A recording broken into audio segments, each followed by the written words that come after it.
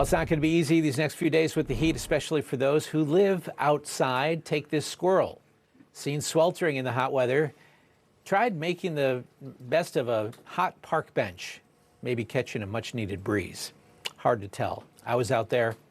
Did not catch breezes. Were there breezes to be caught, Ray? I don't think so. There were a couple breezes, but I'd be careful with that squirrel because that bench almost looks like a grill. Yeah, that's a great point. Flip it. What the surface temperature was. It was up there. The squirrel's like, keep me rare. We have this heat that continues to build in, and it's creating what's called a heat dome. We have this area high pressure that's just plopped to our south. And when you have that happen, especially this time of year, it just cycles in that hot air. And that's what we're seeing move into play here. And that high over the next few days isn't going to get much motion to it. So it's just going to sit and compress the air. And as that air sinks, it heats up. And then we're going to be pumping in some hot air from the south and humidity with it. And that's leading to an extremely hot setup. So much so that we have a rare extreme heat warning for most of the counties that runs until 10 p.m. Friday.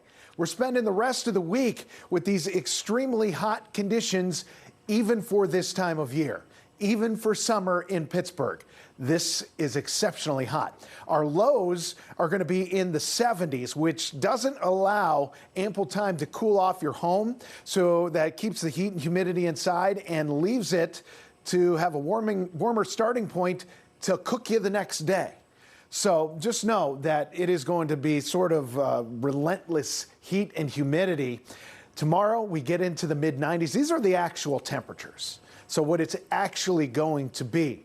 But when you have a lot of humidity in the air, it prevents you from cooling off because your body evaporates sweat to cool you off. That's the cooling process your body has built in. But when you have a lot of humidity around it, that sweat can't evaporate, so your body holds on to the heat, so it feels even hotter. So once you factor in the heat and humidity, these are the big numbers on this map. That's the feels like temperature. This is what your body feels the weather to be, and that is triple-digit heat that takes us through Friday, and that is why we have those rare extreme heat warnings in play here in western Pennsylvania.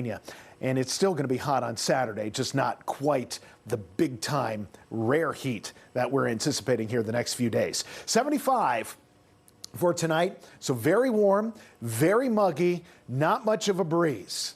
That's going to lead to a warm starting point tomorrow to get those temperatures into the mid-90s. The heat index, or what it feels like, is likely going to make it into the triple digits, easily into the triple digits tomorrow. So just get ready for some heat and humidity.